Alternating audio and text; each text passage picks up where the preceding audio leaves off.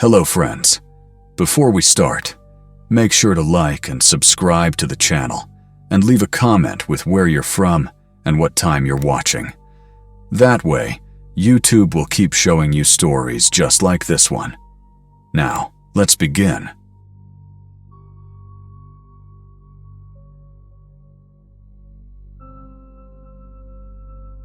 January in northern Minnesota doesn't just mean winter. It means the kind of cold that feels ancient. The kind that seeps into your bones and reminds you that humans do not belong out here for long. It's ice fishing season for anyone stubborn or bored enough to pretend they're tougher than nature. For the last 2 months, the guys at the freight terminal where I unload semi-trailers had been planning a big weekend ride up to Lake Ravendale. But every time, someone bailed. Bad weather, sick kids, overtime shifts, the usual excuses. Then Thursday happened. My divorce was finalized. 14 years of shared life dissolved into a stack of paper and a judge's stamp. I signed with a hand that barely felt like mine. And suddenly, silence. No marriage. No home the same anymore. No one expecting me anywhere. So Saturday morning, before first light, I packed my truck and drove north. I didn't text anyone. Didn't want to hear fake sympathy. I wanted the quiet, even if it swallowed me. I reached Lake Ravendale a little after 6 a.m., the sun still cowering behind the horizon. There were only 2 trucks in the parking lot near the public access. Perfect. The fewer people, the fewer questions. The lake stretched like a white wasteland, a dead silent ocean of snow-covered ice. That silence, it wasn't peaceful. It was loud. A ringing kind of quiet. The kind that feels like someone is standing right behind you but isn't. I hauled my sled about 400 yards out, dragging a fold-up shanty, drill, rods, and a few old habits I didn't want anymore. Past the cluster of loud guys near shore with music playing from their trailers. I wanted to be invisible today. By 7:15 a.m., I had 2 lines dropped.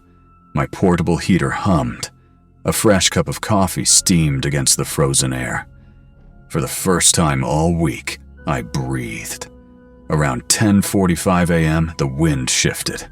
At first subtle, then a constant northwestern shove. The fabric walls of my shanty snapped and shivered like something alive. I stepped outside to stretch. That's when I noticed the sky. The blue had drained out of it. Now it looked bruised, pale gray, heavy. The permanent fish houses near the shoreline looked smaller, farther than before. I blinked. Maybe just flat light. Winter does tricks on your depth perception. Everyone knows that. Still, my stomach tightened. I poured more coffee, letting the heat warm my face. I didn't see any other fishers this far out. Just me. Alone on an endless sheet of white. Exactly what I asked for. Right? I was reeling in a decent walleye when it happened. A noise that didn't belong here. A low, thunderous groan that vibrated through the ice, through my boots, right into my spine. Ice moves, I know that. Lakes breathe and crack all winter long, but this sound wasn't a shift. It was a warning. Then came a crack like a rifle shot. Sharp, violent, too close. I dropped the fish. My rod clattered onto the ice. My tackle bucket slid 3 feet like someone nudged it. Not tipped, not blown over. It moved. I froze, staring, waiting for my brain to catch up. Then the world beneath me tilted. Not much, just enough that my balance faltered. The surface felt slick, wet. A thin sheen of water now coating areas that had been dry earlier. My breath turned to lead. I stood up slowly, too slowly, and looked toward shore. Something new cut across the snow. A black line, a separation, about 30 feet away, stretching left and right into forever. Open water. the kind that doesn't ask twice. My slice of ice, everything beneath me, had broken free. Wind carried me. Further. Further. Away. I sprinted toward the edge, toward shore, begging distance to shrink. It didn't. The gap widened. 10 feet. 20. 30. A black, churning wound slicing the lake apart. My phone. No signal. Of course not. Tower miles away. Storm overhead. No service. No help. I cursed. I screamed. The wind stole my voice like it was nothing. And all at once, reality slammed me. No one knew I was here. No one expected me home. No wife anymore to worry. Just a man. And a mistake. I forced myself to breathe, slow, even though panic clawed up my throat. My father always told me, panic is how the cold kills you fastest. Inventory. Portable shanty. Bright orange auger drill. 2 rods, about 60 feet of rope, propane heater, a few hand warmers, 1 stale sandwich, a thermos, half of lukewarm coffee. No flares, no radio, no backup plan, and fading daylight. The ice beneath me, my floating prison, was maybe the size of a basketball court. And shrinking. The current was twisting it slowly like a lazy carousel. The wind picked up, pushing me further from land. Shoreline now a faint memory. Snow started falling, thick flakes, blinding and heavy. Visibility? Maybe 100 yards. I spread the orange shanty flat across the ice, weighting the corners. Drill ice chunks, tackle box. Anything heavy enough. From above, maybe someone would notice. Maybe. But the lake was huge. Over 50,000 acres of frozen danger. I was drifting into its belly. At 2:10 p.m., the first piece broke off. A grinding tear. A violent crunch. And a section the size of a dining room table slid away like a puzzle piece falling from the board. It bobbed, paused, then sank. Gone fast. Too fast. I dragged my gear toward the center, lit the heater, though fuel was limited. My fingers stung with numbness, cold laughing at me. I looked around me, a white void and a widening black moat. If I fell in, I wouldn't last 10 minutes. I checked my phone again, still dead. Just like I would be if this didn't change. Soon. Who would notice? Not the guys from work. They'd assume I was sulking about paperwork. Not my ex. She'd moved on years before the papers showed up. My parents? Florida sunshine. Not checking until Sunday. I told no one. No one. My stupidity tasted bitter. The snow thickened. Sky turned blue-gray to charcoal, and the lake disappeared from existence. I was now on an island, surrounded by miles of nothing. The wind howled like an animal hungry for me. Night coming. Fast.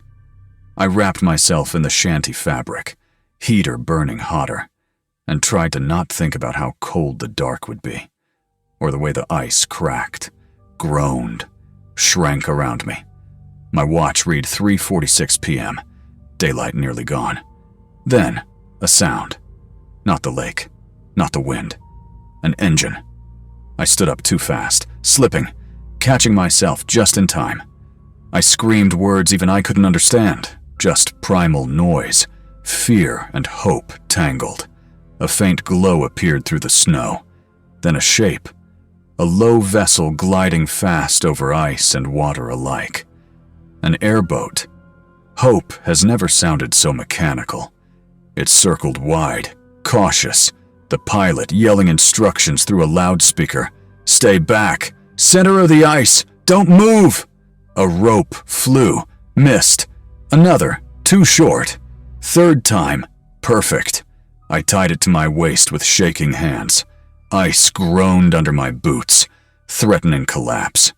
They pulled. I stumbled, slipped, and hit the water edge. A splash of agony. Ice water burned like knives. 6 feet of cold hell swallowed my legs, climbing higher, stealing feeling, pulling me downward. Then, Hands. Strong ones, dragging me onto the metal deck like a fish someone regretted catching. Blackness nibbled at my vision. Voices blurred. Heat hit me, loud and artificial. Next thing I knew, hospital lights, beeping machines, a nurse saying, "You're lucky." I stayed 2 nights in Aitkin County Hospital. Mild frostbite, early hypothermia, exhaustion that reached deeper than bone. A conservation officer visited before discharge. A man built like the North Woods. Name tag said, H. Cameron. He told me truth without sugar. Another 40 minutes, and we wouldn't be talking. Lake Ravendale doesn't give second chances. He wasn't lecturing, just stating fact. But he didn't need to. The message was already carved into me. Nature doesn't care about your heartbreak. It doesn't care about your loneliness. You respect it, or you don't go home. Summer came. People asked if I'd be back out there next winter. Can't let fear win, they said. But they misunderstood. It's not fear that keeps me off that ice now. It's respect. Respect for the lake, for the silence, for the thin line between living and being found when spring thaw comes, for the fact that I spent one January day floating toward death on a frozen piece of regret. I still drive past Lake Ravendale sometimes. Park. Watch. Listen. The ice always groans eventually. And I swear, it remembers me.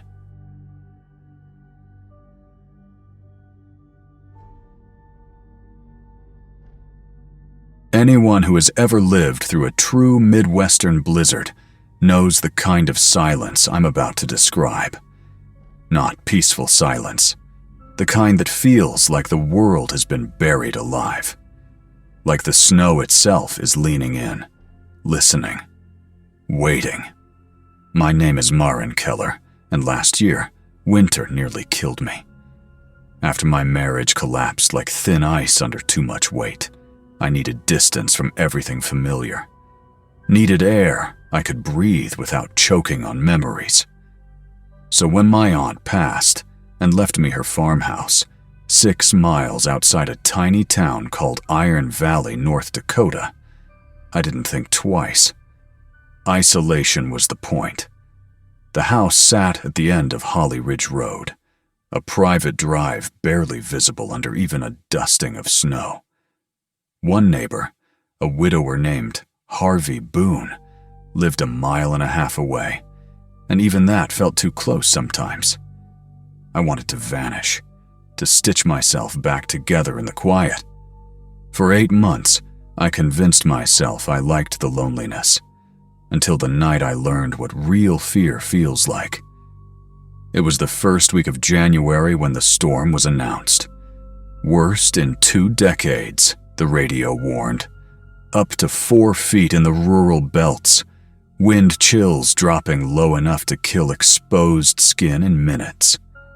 I spent the day in preparation mode, stocking up firewood, taping drafty windows, filling the bathtub just like Aunt Helen had taught me. My pantry could have fed a small army, or one anxious newly divorced woman, for weeks. By 4 p.m., the world outside my windows turned into a swirling vortex of white. By 6, the house shook like it wanted to break free from its foundation. Dinner was simple: instant ramen and toast, eaten by the wood stove while I listened to the wind scream like it hated me personally. But around 7:12 p.m., something else joined the storm's voice. A knock, not loud, but frantic.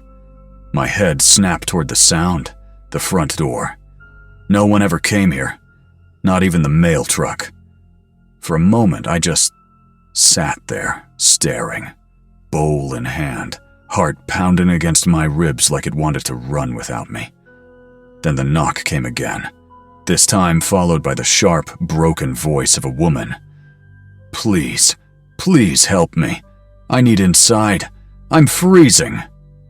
Every instinct inside me split in two. The human part screaming help her, the survival part roaring, no one should be here. Still, my legs carried me toward the door.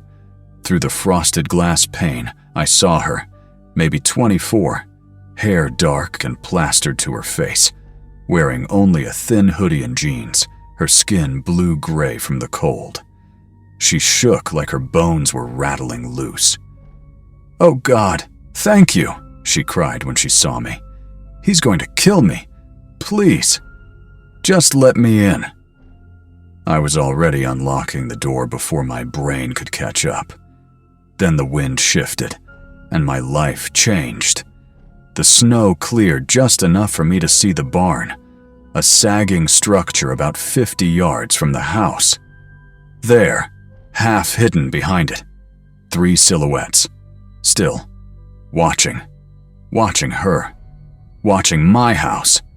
My hand flew back from the lock like it burned. She didn't notice I'd paused, not at first. Her sobbing only grew more desperate, palm slapping the door. I ran. I escaped. He snapped my phone. "Please, please open the door." But now I was scanning the yard, my throat tightening, praying I'd imagined those figures. Then she looked sideways, toward the barn, like she was checking something. No, not something. Someone. That's when the truth slammed into me so hard I stumbled back. She wasn't running from them. She was with them.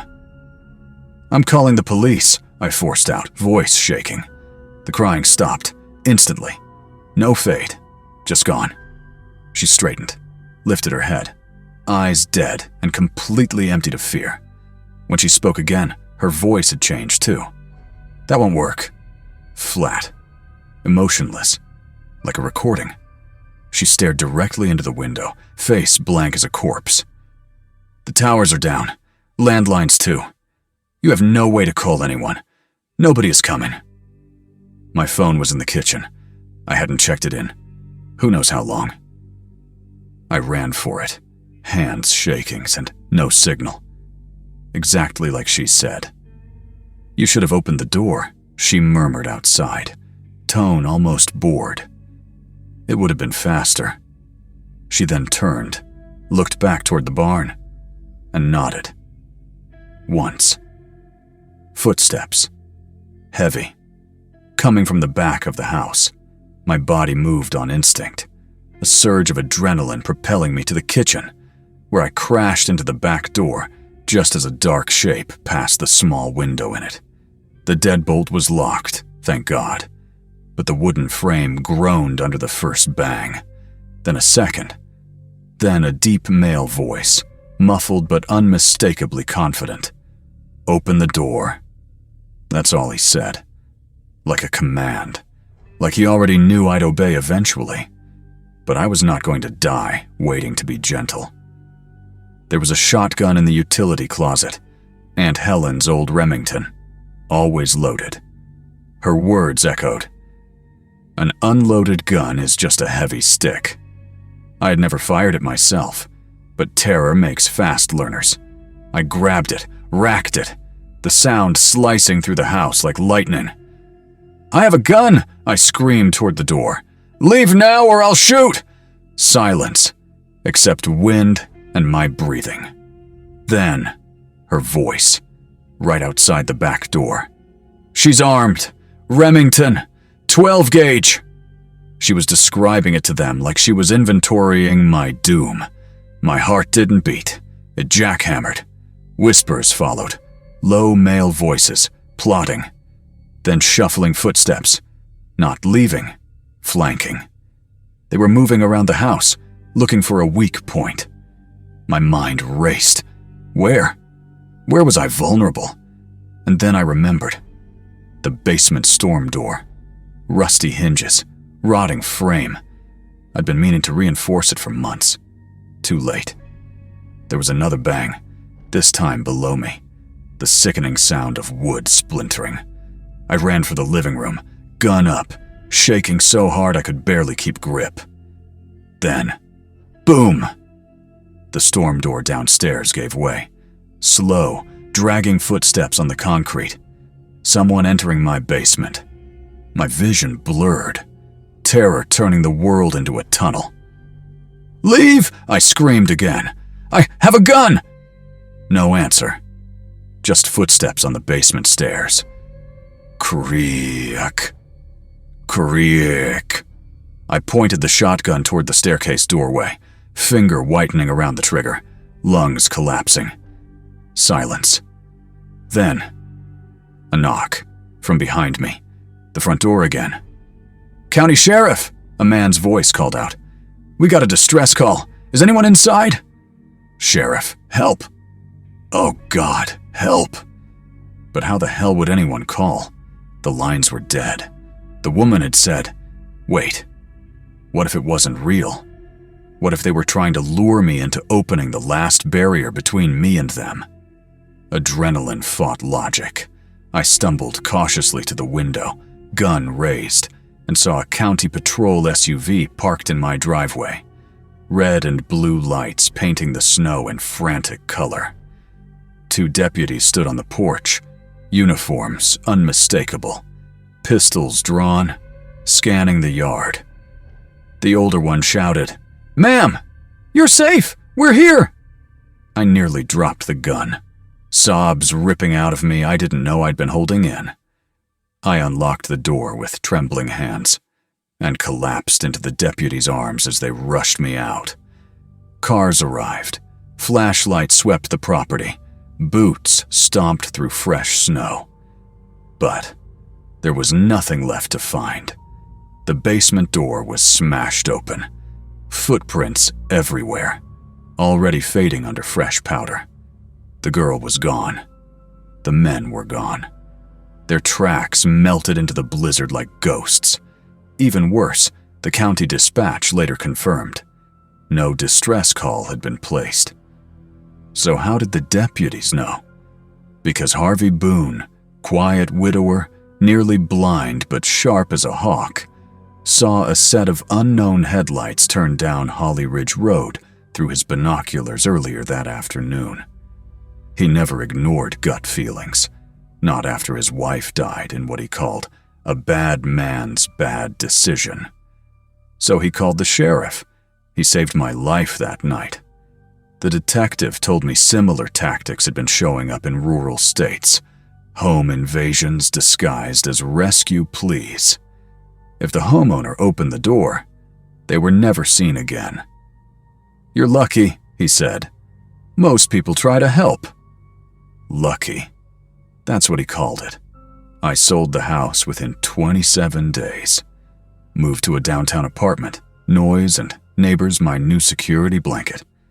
But sometimes, when snow taps against my window in the middle of the night, I swear I still hear her voice. Not frantic, not afraid. Just that calm, patient tone right before the horror began. "You should have opened the door."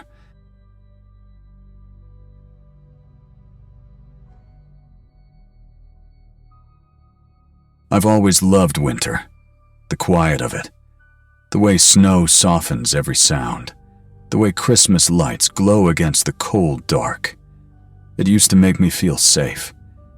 But now, whenever I see lights shining through a window at night, I feel sick inside, because I remember what happened. I remember the night I learned that darkness isn't what you should fear. It's what hides just outside the light.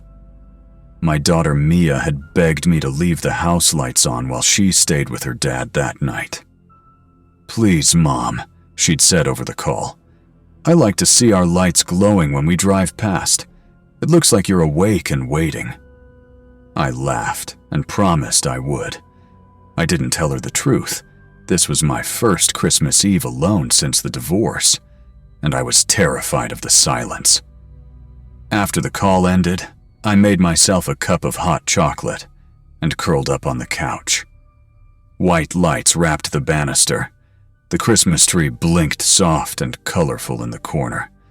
Outside, snow fell heavy and slow, covering the cul-de-sac in a peaceful blanket. It should have been beautiful. But the silence felt wrong. Like the house was holding its breath, like I was being watched. Around 11:30 p.m., I went upstairs to grab an extra blanket. That's when I heard them. Footsteps. Crunch. Crunch. Crunch, snow shifting. Someone walking up my driveway. At first, I thought it might just be a car turning around, headlights hitting the snow. But no. The steps came closer. Slow, deliberate, like someone enjoying the sound. I froze halfway up the stairs, gripping the railing. My heart hammered so loud I swore whoever was outside could hear it. And then, a shadow passed across the living room window. Tall, broad shoulders, motion slow, like it was studying the house, studying me. I flicked off the living room lights instantly, the tree still glowing behind me. I crept to the window and peeked just enough to see nothing, just falling snow. My breath fogged the glass. My reflection looked terrified. I stepped away, and a hand slapped against the window beside me. I screamed and fell back onto the floor. The hand slid slowly down the glass, gloved, black, large, smearing melted snow. But the worst part, the face behind it was in shadow. A hood pulled low enough to hide every detail. I scrambled backwards, knocking into the coffee table. The man turned his head slowly, like he could see exactly where I moved, even through the glare. Then, he tapped twice on the glass. Tap, tap, as if asking to come inside. My voice broke as I whispered, "Please go. Please go." He just stood there, watching. I managed to grab my phone and call 911. The operator asked me to stay calm. "I'm alone. There's a man outside. He's at my window." I could barely breathe. "We're experiencing heavy storm delays," she said. "Officers are responding as quickly as possible. Stay where you are and keep all entries locked." I looked toward the front door. The deadbolt was locked. But the side door into the garage? I wasn't sure. I crawled across the floor, trying not to make a sound. The footsteps started again, this time moving around the house, circling, looking for a way in. I reached the garage door and turned the lock. Just as something rattled the handle on the other side, I clapped a hand over my mouth. The handle shook harder, metal clanking, angry, impatient. Then silence, except for the wind howling outside. Every instinct screamed at me to turn off the Christmas lights. Maybe he'd think I wasn't home. Maybe he'd leave. But Mia's voice echoed in my head. "It looks like you're awake and waiting." I couldn't bring myself to darken the house. I didn't want my little girl to drive by with her father and see her mother sitting alone in the dark like a scared child. So the lights stayed on. Every glowing window told that man, "She's here. She's alone. Come find her." The wind outside rose into a violent gust. The house creaked like it might lift off the ground. For a moment, I almost convinced myself the man was gone, until I heard beep, a faint sound from the kitchen, electronic, familiar. The keypad lock on my back door, another beep, then another. He was trying codes. My ex-husband installed that lock. I never memorized my own code, just used my phone to unlock it. But there were two codes saved, mine and his. I whispered, "No, no, no, no." The keypad chirped. Click. The door unlocked. My heart tripped into a full sprint. I backed away into the hallway as the door eased open. A cold draft flooded in, along with the sound of steady breathing. He stepped inside. Boots dripping melted snow. Black hoodie. Black gloves. His face. Nothing but deep shadow. He turned and locked the door behind him. He locked me inside with him. I forced myself to stay quiet, to move slowly, to think. He walked deeper into the kitchen, water pooling under his boots. He knew the layout. He walked confidently, like he'd been here before. He paused at the counter, where a framed photo sat. Me and Mia baking cookies last Christmas. He turned the frame toward himself, tilted his head, tracing us with his shadowed gaze. I wanted to scream. Instead, I slipped to the basement door and opened it silently. Darkness. I stepped down one stair, then another, trying not to breathe. A floorboard above creaked. It was moving again, toward the dining room, toward the hallway, toward me. One more step down. The basement stair moaned loud beneath my weight. I froze. So did he. Then, one heavy step upstairs, toward the sound. Another. Closer. Closer.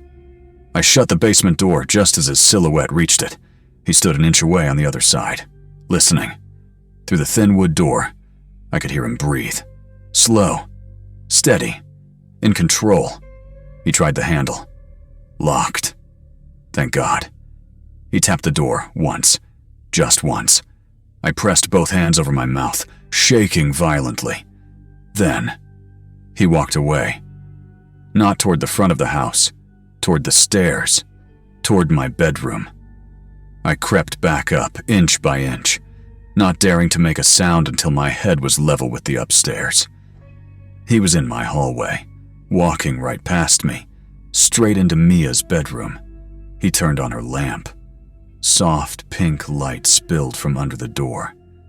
I could see his shadow on the wall, bending down, opening drawers, lifting her stuffed bear, touching everything, memorizing her space, her smells, her life. My mind screamed, if he hurts her, if he ever comes back, he'll know exactly where she sleeps. A crash came from inside the room, then another. He was knocking things over, purposely, to let me know I can destroy any part of your life I want. I clutched my phone. 0:14 minutes since I called 911. Where were the cops? My breath caught when I heard him speak for the first time. A deep, low whisper. Pretty lights. I nearly fainted. He stepped back into the hallway. Slow, measured, as if savoring each step. I backed away, heart exploding in my chest. He reached the top of the stairs, stopped, and tilted his head. He saw me. Even without a visible face, I felt him smiling. He descended, one step at a time, boots leaving wet marks on the wood. I ran. I didn't think, didn't even feel my legs. I sprinted to the front door, but my hands were shaking too violently to undo the locks. Behind me, footsteps. Fast now, hungry. I got the deadbolt free just as he reached the bottom step. His boots slammed the floor. He broke into a run. I threw the door open and bolted into the snow, screaming, "Help! Please! Help me!" But the street was silent. No neighbors awake, no cars, just darkness and falling snow. He followed me onto the porch, the hood still hiding his face. He stopped at the top of the steps, just stood there, not chasing, not panting, just watching, mocking my desperation. The cold bit deep into my skin. Snow soaked through my socks. I backed into the yard, eyes locked on him, until suddenly, red and blue lights flashed across the houses. A police SUV fishtailed around the corner. He turned away and walked calmly into the darkness between houses, like he had all the time in the world. They chased him. They never found him. No footprints after the alley. Like he vanished. Or like he knew exactly where to step so the snow wouldn't remember him. I couldn't stay there anymore. I moved states. I changed the locks. I sleep with every light off now. Because here's the truth. He didn't break in despite the lights being on. He broke in because they were. The lights told him. Someone is home. Alone. scared. Perfect. I still wake up some nights gasping, certain that a shadow is watching me from the corner of the room, certain he knows where I am, knowing he's patient, because he never wanted my money. He didn't even touch my purse. No, he wanted to learn my life, to know my daughter, to come back one night when the lights stay on again, and I swear, sometimes, when the snow's fresh outside, I hear it. Crunch, crunch, crunch footsteps. Slow, deliberate, coming up a driveway, coming closer, waiting for me to turn on the lights.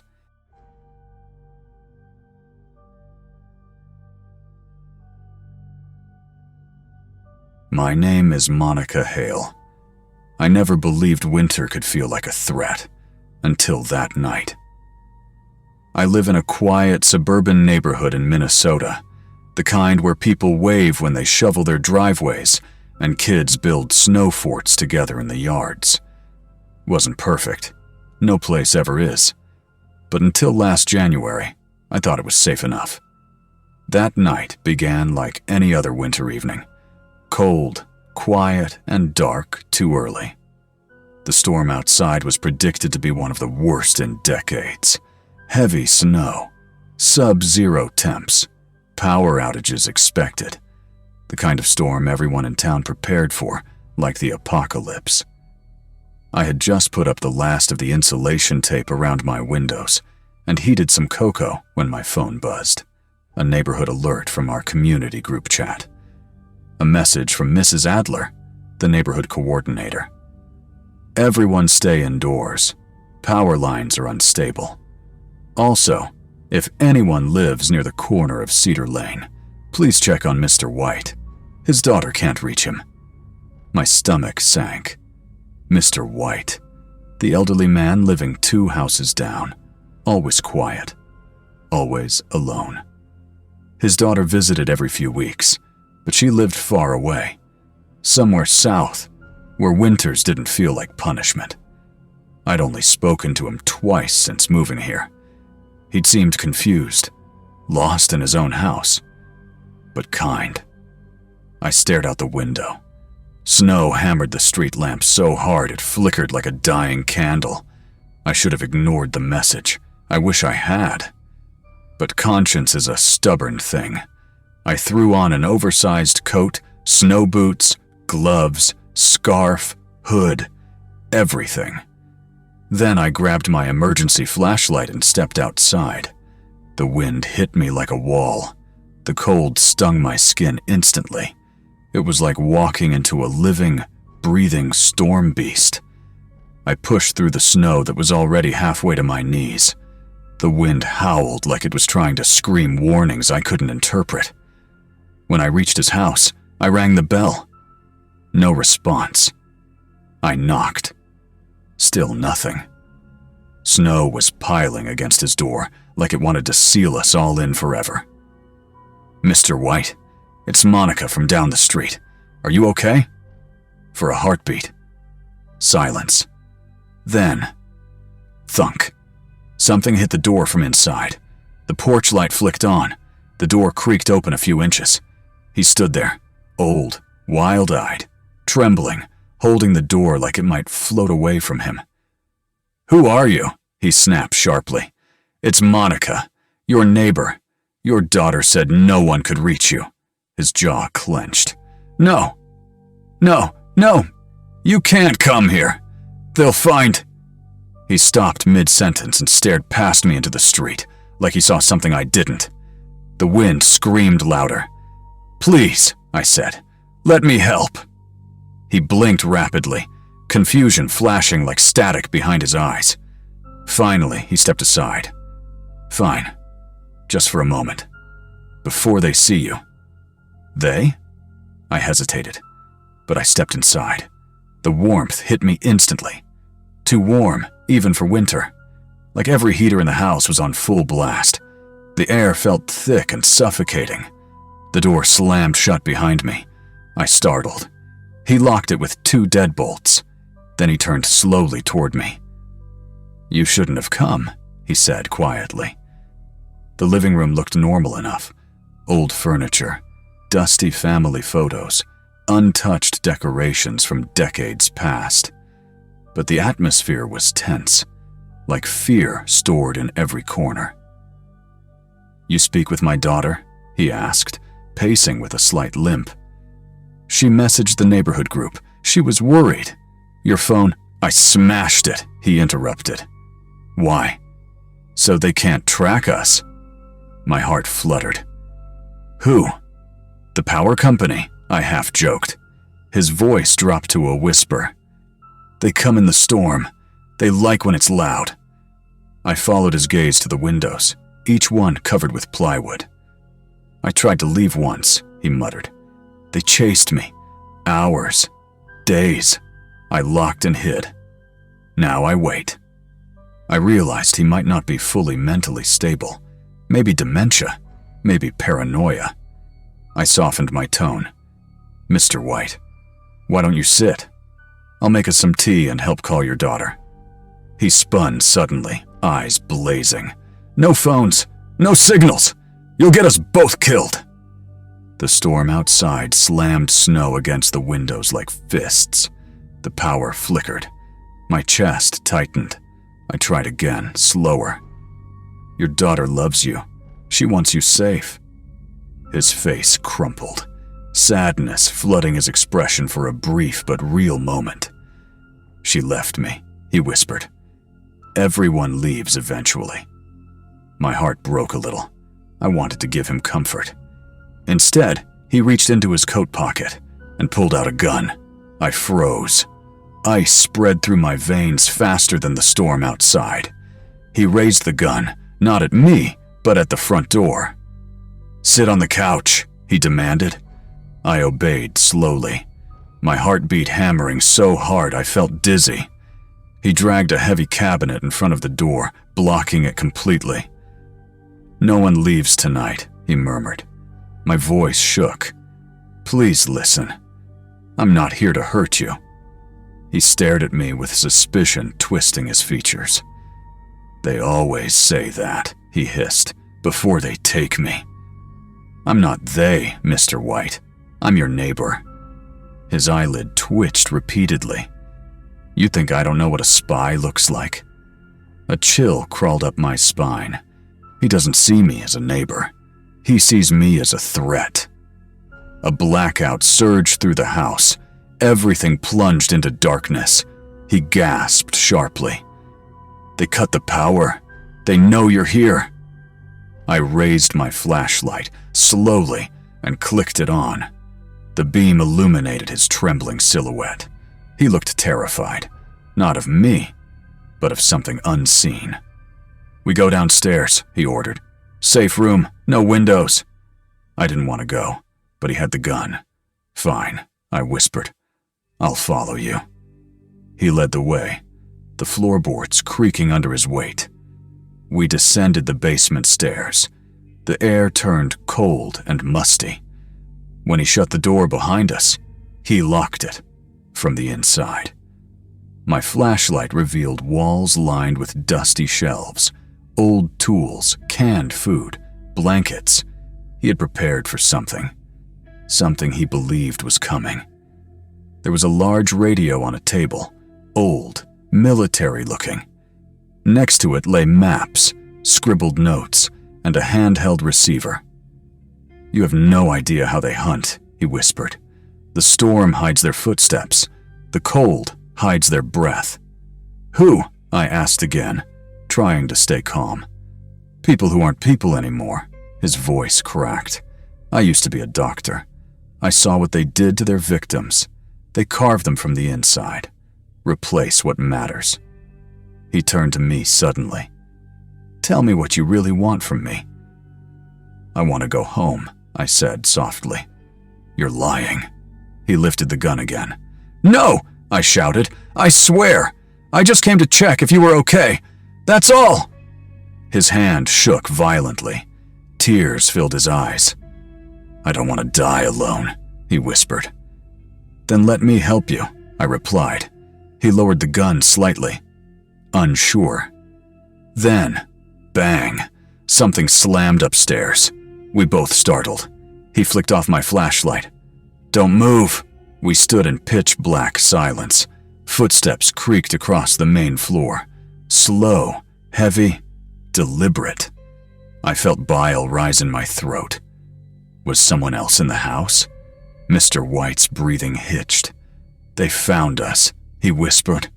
The footsteps reached the basement door. I heard the knob jiggle, a scraping sound. Then, a voice. Flat, emotionless. "Dad, open the door." Mr. White trembled violently. "That's not my daughter," he mouthed. The voice repeated, "Dad, open the door. I'm cold."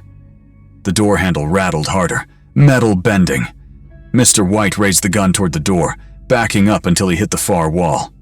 No, I locked you out. You can't come back," he stuttered. The voice softened. Too soft. "I'm sorry, Dad. Let me in." Then, slam, slam, slam, slam, slam. My ears rang with each hit. Dust rained from the ceiling. The lock was breaking. I grabbed Mr. White's arm. "We need to hide," he shook his head.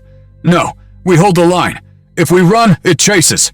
If we fight, maybe, just maybe, we win. Sit behind me." The door thundered again.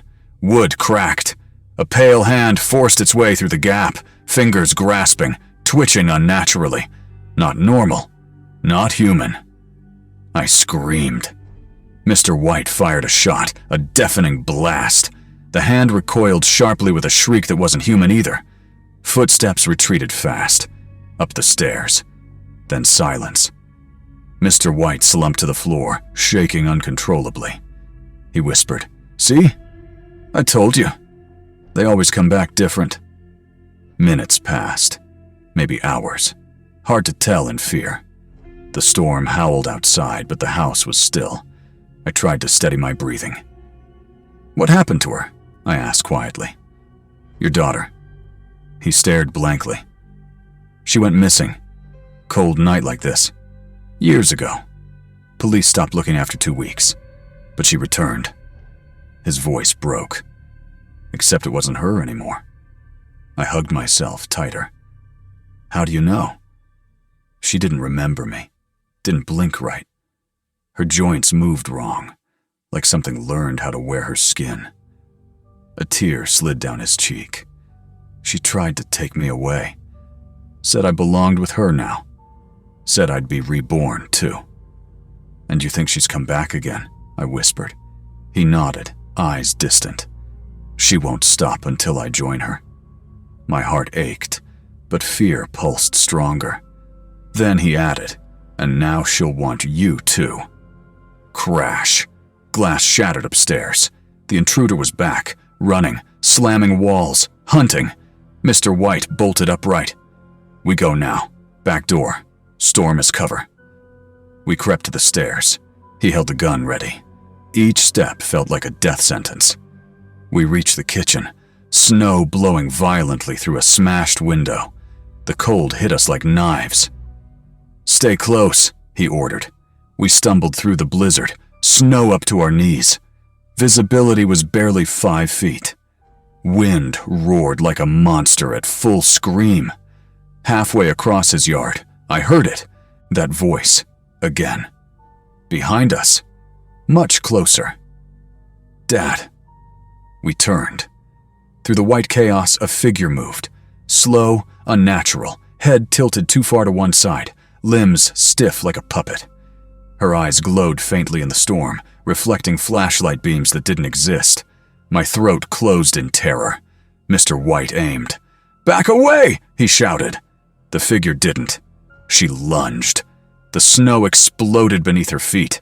Mr. White fired, once, twice, missing in the chaos. She tackled him. They fell hard. The gun skittered into the snow near me. Mr. White screamed, not from fear, from heartbreak. "I'm sorry," he cried. "I'm so sorry." I grabbed the gun, hands shaking violently. The creature twisted its neck toward me. Its face rippled, like a mask shifting. "Come with us," I fired. A burst of black fluid sprayed the snow. The creature shrieked. A horrifying, layered sound. Then it collapsed, twitching, dissolving into the snow like it was melting. Mr. White sobbed into the storm. "She wanted me home," he whispered. "I should have gone." I dragged him toward my house, nearly frozen, barely conscious. We collapsed inside my living room. I locked the door, blocked it with furniture.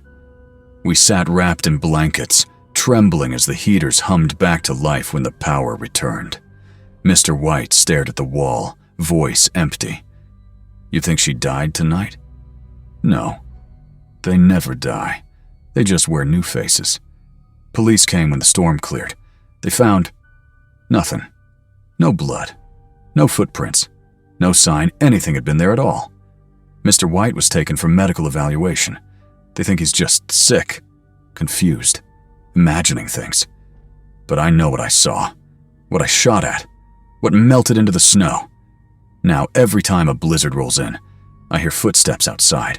Slow, searching, trying door handles. Last night, someone knocked. 3 times. Then a voice.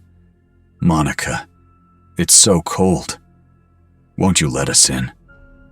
I held my breath in the dark, counted every second until sunrise, because the storm always returns, and so do they.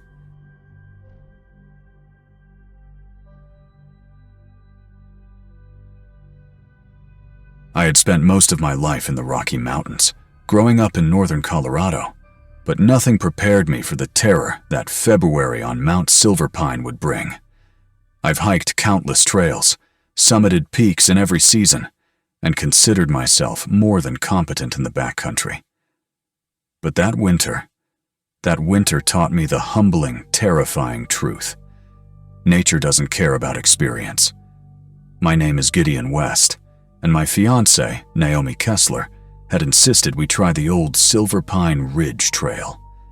She loved winter hikes more than anyone I'd ever met, captivated by the way snow muffled sound and blanketed the world in white. I agreed, mostly because she had the energy of a snowstorm herself, relentless, bright, and impossible to say no to. We left Denver around 6 a.m., the sky a muted gray, clouds hanging low over the Rockies.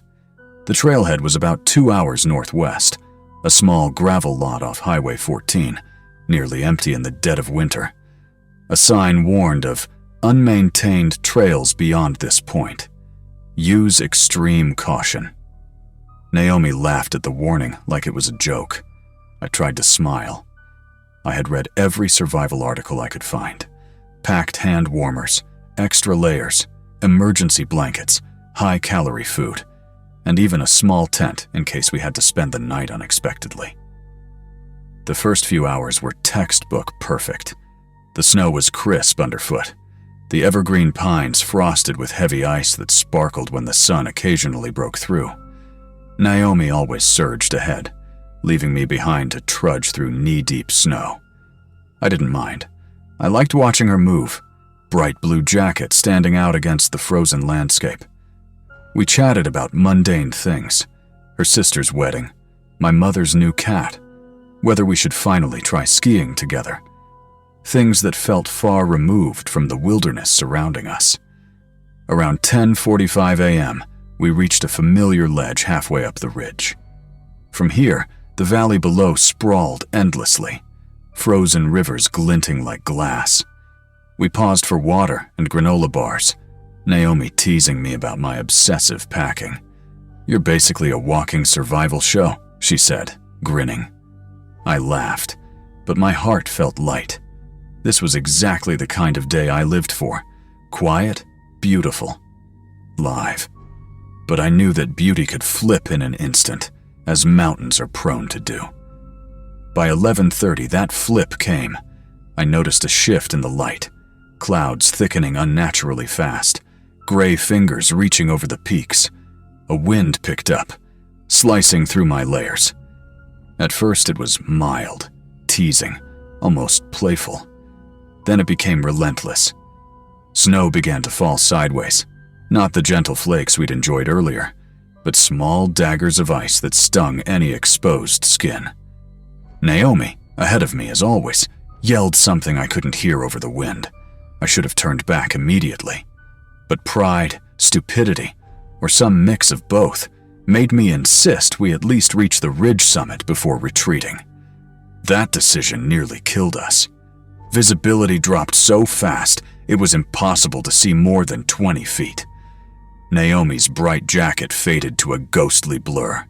I reached her and shouted, but even standing next to her, my words were swallowed by the storm. She grabbed my hand firmly, her face pale but resolute. "Stay close," she said, and I nodded, gripping her fingers like a lifeline. We moved slowly, our steps heavy, the trail disappearing beneath fresh snow. I tried to follow her footprints, but the wind erased them as quickly as I saw them. One moment I held her hand, the next she was gone. My chest tightened, panic rising like ice water in my veins. I shouted her name over and over. My voice sounded alien, weak against the roaring wind. I spun in circles, scanning the blinding white. Nothing. No Naomi, no footprints, no trail. Just snow. Everywhere. A suffocating, featureless white. I knew staying put was the rational choice. Every survival guide screamed that. But the thought of Naomi wandering, lost, freezing, terrified me. So I made the decision that nearly cost me everything. I moved. I stumbled blindly in what I thought was the right direction, head down, trying to track any faint depression in the snow. Every step felt like walking through a river of ice. The terrain grew unfamiliar. Trees were different, twisted by frost, branches heavy and low. The mountain I knew for years was gone, replaced by a harsh, alien landscape. I came upon what looked like a path, wide and flat. My heart lifted. Surely this was a logging road or maintenance trail. But as I walked further, the reality sank in. It wasn't a trail at all. The ground was scarred with stumps, ridges, and frozen grooves, remnants of a logging operation I had never known existed. The storm had made the area unrecognizable. Every direction looked the same, a frozen wasteland of white and gray, jagged stumps like broken teeth sticking from the snow. I checked my phone. 17% battery. No signal. My gloves were frozen solid, my boots wet, my face numb. Fear clawed at me in ways I had never known. Panic began to melt into careful calculation. Water always flows downhill. If I could find a stream, perhaps I could follow it to lower ground, to people, to safety. I listened. The wind shrieked, but beneath it, faint and nearly imperceptible, was the trickle of water. I followed the sound, struggling over fallen logs, through dense brush hidden by snow, counting every step to stay oriented. The temperature dropped sharply. My breath froze in icy clouds that clung to my beard. Hypothermia was already setting in, numbness creeping past my feet, up my legs, fog clouding my thinking. Hours passed, or maybe minutes. I can't be certain. Time became meaningless in the storm. The creek widened, signaling progress. I kept my mind active, reciting office co-workers' names, listing tasks for the week, singing songs I hadn't thought of in years, anything to stave off the creeping mental fog. Then I saw it. A fence. Old, wooden, sagging but standing, running along the edge of the creek. Civilization. Or at least private property. My pulse surged. I crossed the icy creek on barely there rocks, soaking my boots, but ignoring the sting. On the other side was a path, worn by foot traffic and maybe vehicles, leading through a grove of bare aspens. I followed it, every step a battle against exhaustion and cold. Light faded, shadows grew long, gray, threatening, and then I saw the cabin, small, wooden, glowing with warm, golden light. I tried to run, but my legs betrayed me. I shuffled, waving, pounding on the door, shouting incoherently. An old man opened, shotgun in hand, eyes narrowed in suspicion. I gasped out the story. Lost. Fiancé out there. Please help. He lowered the gun slowly, led me inside, and the heat hit me like a wall. He wrapped me in blankets, handed me hot tea, and dialed search and rescue. I melted into the stove's warmth, shaking uncontrollably. Every second that passed, I feared the worst for Naomi. Hours later, the radio crackled. Search teams had found her. Naomi, cold and exhausted, had survived by finding shelter beneath a rock overhang, wrapping herself in the emergency blanket we always carried. She had stayed put for 5 hours, trusting that I would call for help. When I saw her, pale, frostbitten, but alive, I held her tight, unable to speak. We were both lucky. Stupid, reckless, but lucky. We returned to the trail the following summer, trying to make sense of what happened. The storm, meteorologists later said, was a microburst, localized, sudden, and ferocious. The kind of weather that can strike without warning, obliterating maps, erasing trails, and turning familiar mountains into alien landscapes. I had learned, the hard way, that experience doesn't always save you. Nature doesn't negotiate, doesn't wait. It humbles, terrifies, and sometimes it almost kills you. Now, Naomi and I hike with GPS, satellite communicators, and strict rules. We check weather obsessively, we never separate, and we always respect the mountain. Because the mountain doesn't care who you are, it only cares that you remember it is alive, and in winter, it is hungry.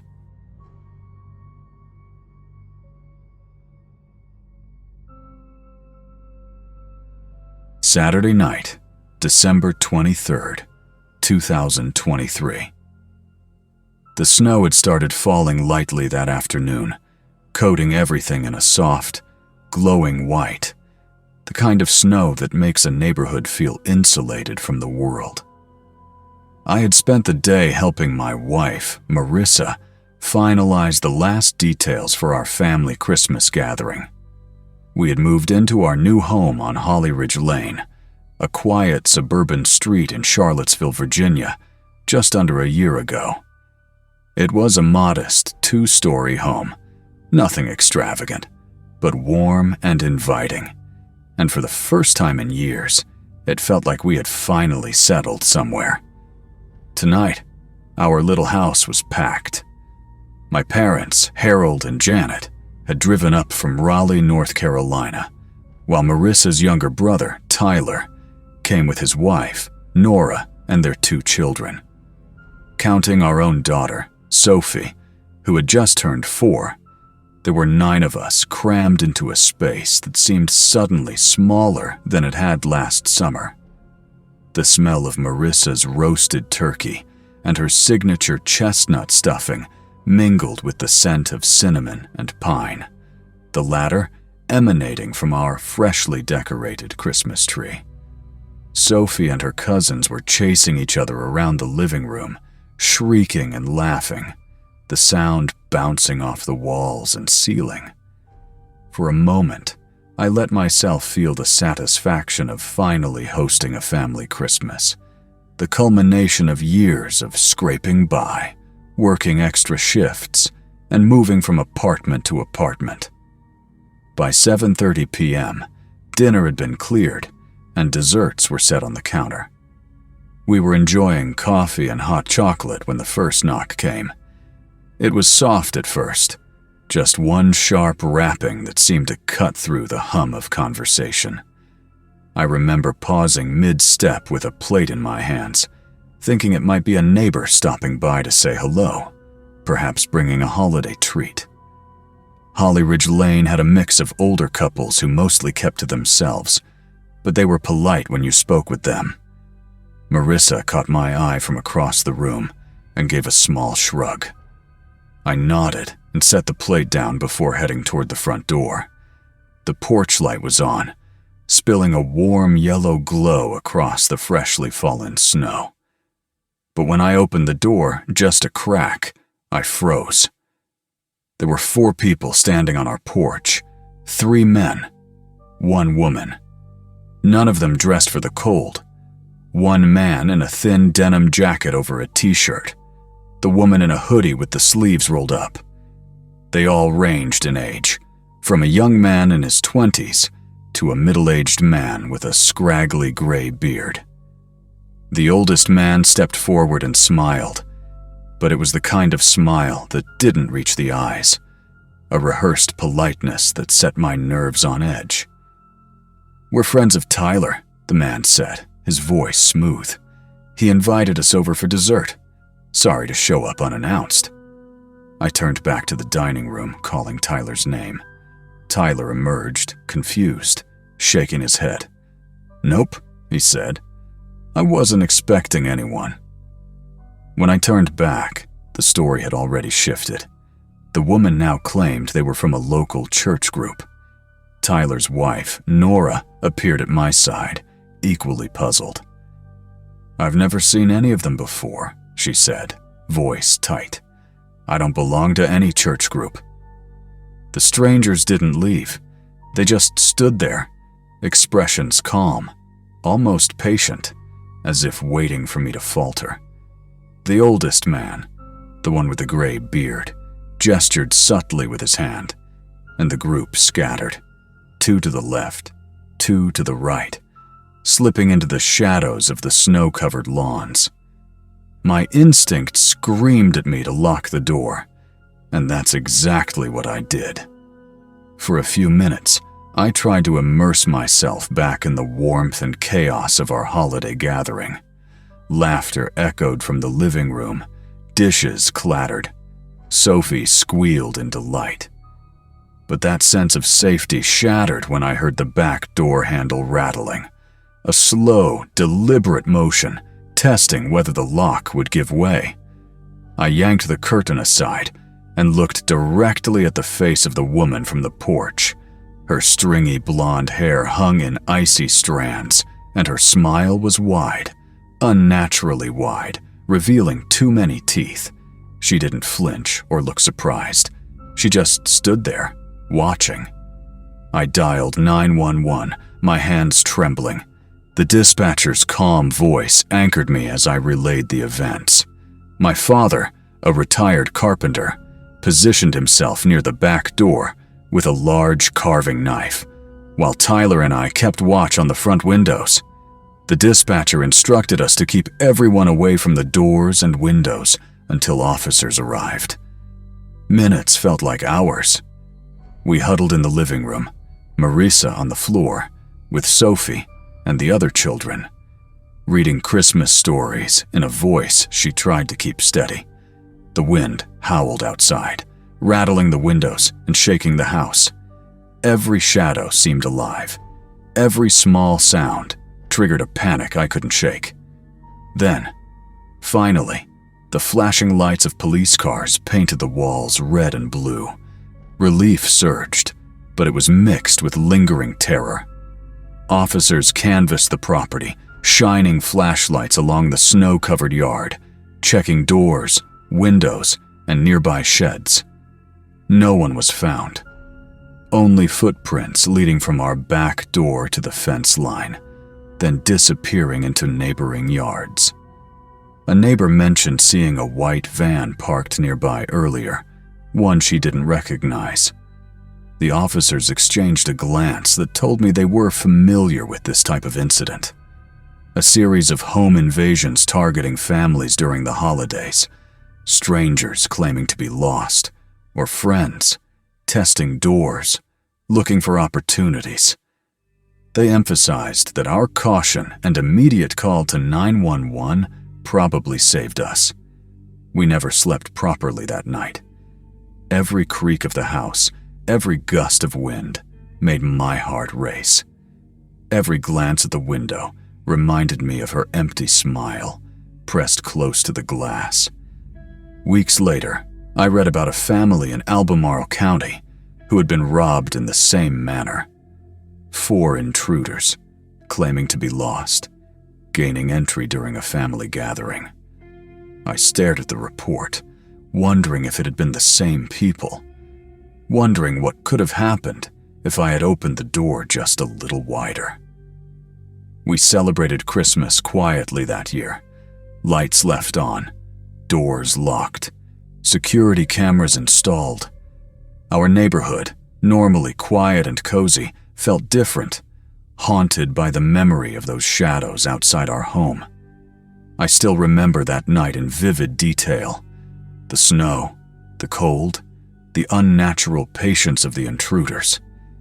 It's a reminder that danger can come when we least expect it, even during the holidays, and even in the quietest of places. Even now, when I drive down Holly Ridge Lane in winter, I notice the way shadows stretch unnaturally under the street lights, and I remember that Christmas Eve when strangers could have shattered our lives in moments. Because sometimes, horror isn't in the dark corners of a forest. It's on your own front porch, smiling at you through the snow.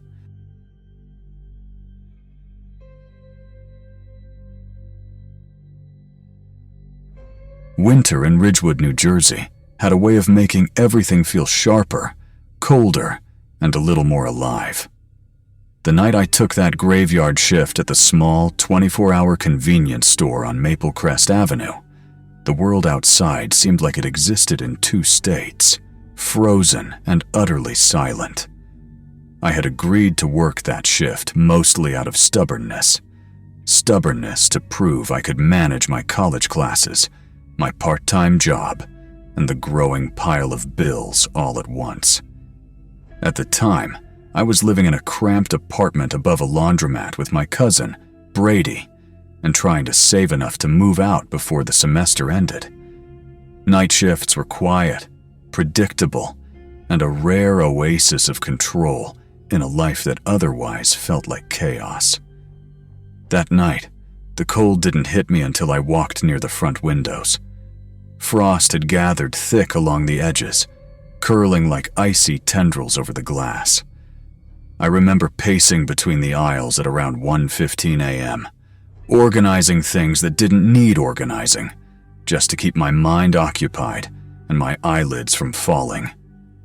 The heater rattled and hissed unevenly, its sound echoing off the high ceilings in a way that made the store feel cavernous.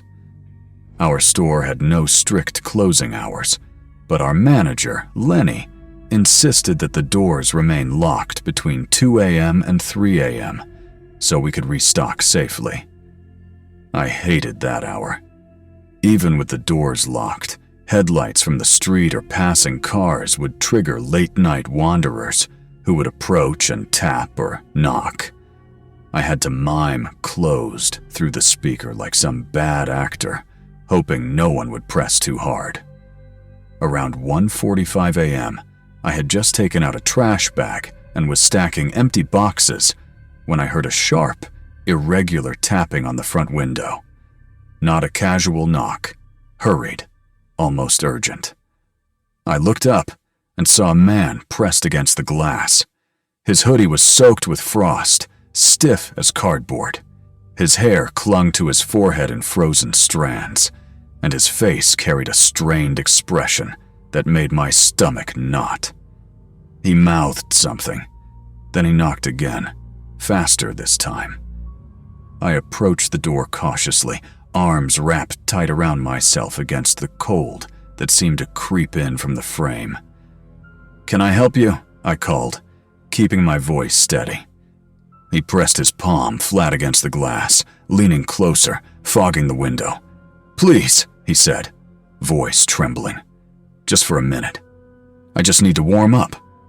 Instinctively, my first thought was to let him in. But the rules were clear. Never unlock the doors. Never. I shook my head, gesturing through the small auxiliary speaker.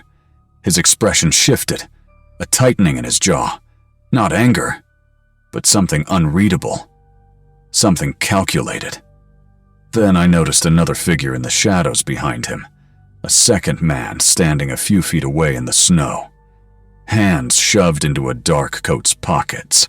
face hidden beneath the brim of his beanie. He didn't move or speak. He simply observed. The first man leaned in again, knocking harder, each strike echoing like a warning.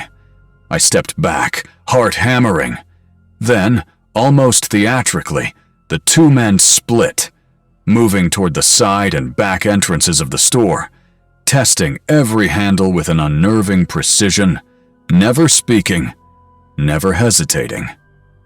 I dove behind the counter, hitting the security lock, though I wasn't sure it would matter.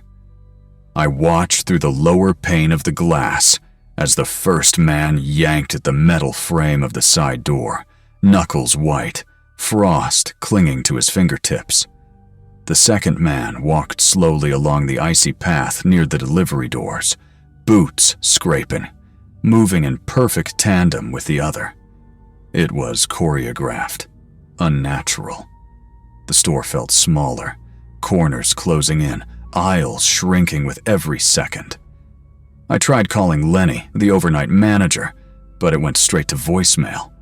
My chest tightened with that claustrophobic panic you only feel when there's no escape.